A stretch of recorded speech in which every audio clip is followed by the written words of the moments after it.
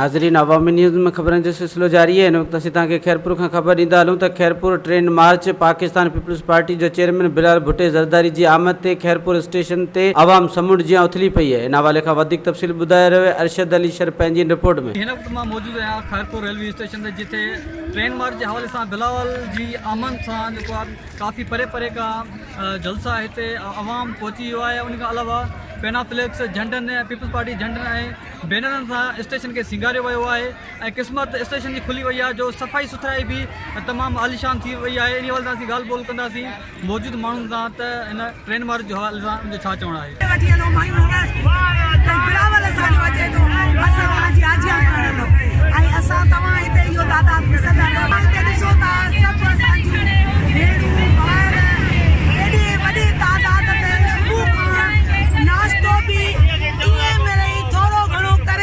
रंगारंगी झंडो आहे peoples party जो टिरंगो, कारो साओ ऐं ॻाढ़ो, उन में टोपियूं आहिनि दोस्तनि खे ऐं तमामु घणी ख़ुशी कनि पिया।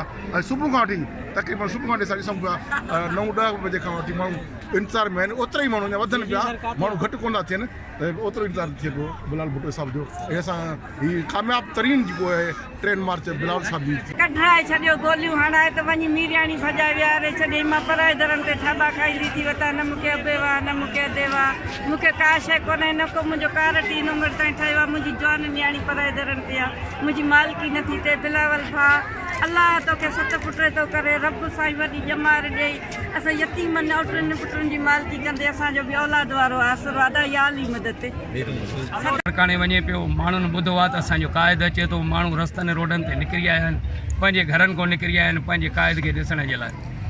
हिते यकीन कंदो त हिते माण्हुनि खे काई असांजी ट्रांसपोर्ट कोन्हे, पंहिंजो पाण आया आहिनि, वॉलंटियरली आया आहिनि, पंधु आया आहिनि, मोटरसाइकिल ते आया आहिनि, गॾु गाॾे ते आया आहिनि, रिक्शा ते आया आहिनि, सुज़ुकी ते अदा ईअं आहे। इंशाअल्लाह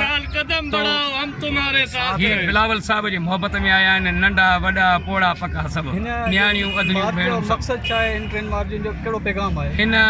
हिन मार्च जो चेयरमैन साहिबु पंहिंजे वर्करनि सां मिलण जेका आहे उन्हनि खे सलाम करण जे लाइ, छो उन्हनि सिंध में वॾे पैमाने ते उन्हनि वोट ॾिनो, इन जे करे उहे निकिता आहिनि।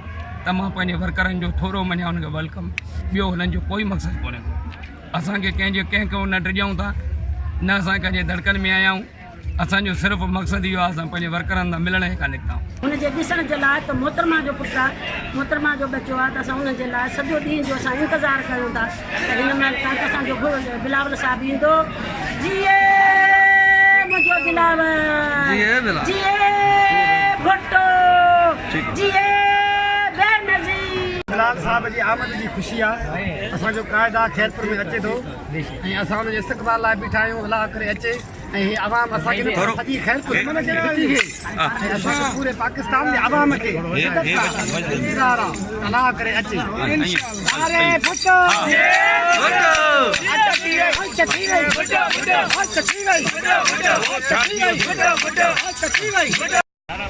जी नाज़रीन, जीअं त असीं जीअलनि सां ॻाल्हि ॿोल कईसीं, उनजो इहो ई चवणु हुयो त बिलावल भुट्टो ज़रदारी जेको आहे उनजी आमद ते असांखे इंतिहाई ख़ुशी आहे। ऐं हिन पिंडाल में खैरपुर जा अंजमन ताजरान सदर बि हिते मौजूदु आहिनि।